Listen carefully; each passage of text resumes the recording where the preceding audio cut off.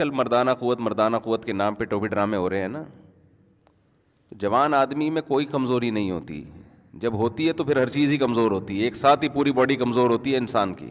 اس لیے یہ ٹوٹکے موٹکے اور یہ اوٹ پٹانگ چیزیں کھانے کی ضرورت بولو نہیں ہے کہ جی یہ کھا کے پتہ نہیں تو 8 شادیوں کی طاقت پیدا ہو جائے گی، 16 شادیوں کی طاقت. بکواس ہے، سب فضول باتیں. جب تک چل پھر رہے ہو، بول رہے ہو، آنکھیں صحیح ہیں، کان صحیح ہیں، سونگنے کی طاقت صحیح ہے، ہضم کرنے کی طاقت ہے، تو ساری طاقتیں ٹھیک ہیں.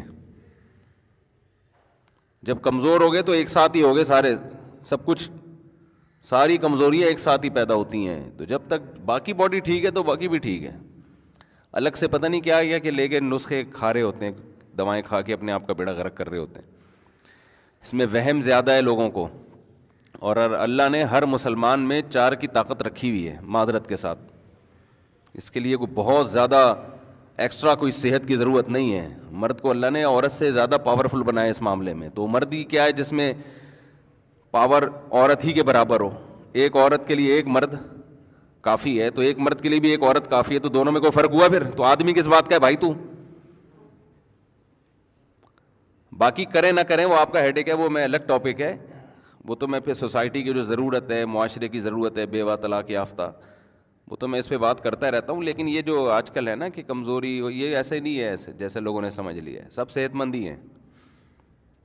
ہاں کوئی خدا نخواستہ کوئی شوگر کا مریض ہے، کوئی ایکسٹرا کوئی بیماری ہے اس میں، تو ایک الگ بات ہے. جب تک آپ نارمل ہیں تو سب کچھ نارمل ہے.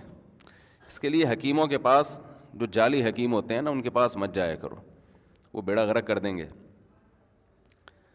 جو پراٹھے ہضم کر رہے ہیں نا، روٹی ہضم کر رہا ہے، گوشت ہضم کر رہا ہے، تو اس کا مطلب صحیح ہے، پھر ٹھیک ہے. باقی نفسیاتی مسائل ہوتے ہیں لوگوں کے ساتھ، اس کو وہ اب ایک آدمی کو غلط کاریوں کی عادت پڑ جائے. لوط علیہ السلام کی قوم کو لڑکوں سے بدفعلی کی عادت پڑ گئی تھی، تو ان کی عورت میں رغبت ختم ہو گئی، بیوی میں رغبت ختم ہو گئی. تو یہ جسمانی بیماری نہیں تھی، یہ روحانی بیماری تھی. اس کا علاج کوئی دوائیں نہیں ہے، اس کا علاج ہے کہ جو گندگی تم نے عادت ڈالی ہے اس عادت کو چھوڑو، تو پھر اللہ حلال میں رغبت پیدا کرے گا.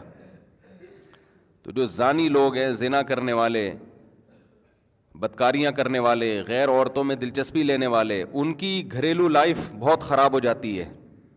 تو وہ جسمانی بیماری نہیں ہے، وہ مینٹلی ایک ڈسٹرب ہوتے ہیں. وہ ان کو روزانہ کچھ نیا چاہیے، عیاشی ان کی مزاج کا حصہ بن جاتی ہے. جیسے جو روز مرغے کھائے گا تو دال اچھی لگے گی پھر اسے؟ تو بیلنس ہے نا، کبھی مرغا کھا لیا، کبھی دال کھا لی. اب آپ روزانہ ہی مرغے پھوڑتے رہو گے تو مر جاؤ گے آپ. تو حلال میں اللہ نے اعتدال رکھا ہے، حرام میں اعتدال نہیں ہوتا. جو حرام کی طرف جاتے ہیں نا، زنا کرتے ہیں، تو وہاں سے تو بور ہوتے ہیں، لیکن گھریلو لائف ان کی برباد. بے حیائی کا سب سے بڑا اثر یہ پڑتا ہے کہ اس کی اپنی جو بیوی بچوں کی زندگی ہے وہ تباہ و برباد ہوتی ہے. اور کتنے برے اثرات بچوں کو جب پتہ چلتا ہے ہمارا باپ ایسا ہے، بچوں کے دل میں باپ کی عظمت نہیں رہتی ہے. آپ کہتے ہیں نعرہ عظمت تو کیا ہوگا بھائی، آگے آپ کا بڑھاپا بھی آ رہا ہے. ابھی اولاد کو آپ کی ضرورت ہے، کل آپ کو اولاد کی ضرورت ہے، اور بہت جلد ہے. بڑھاپا کوئی ٹائم نہیں لگتا، کراچی میں تو اور جلدی آتا ہے. جو غذائیں کھا رہے ہیں نا، یہ جو حدیث میں آتا ہے نا، جوانی کو بڑھاپے سے پہلے غنیمت سمجھو، تو یہ صحابہ کے بڑھاپے کی بات ہو رہی ہے. ہم لوگ کا جو ہے بہت جلدی آ جاتا ہے.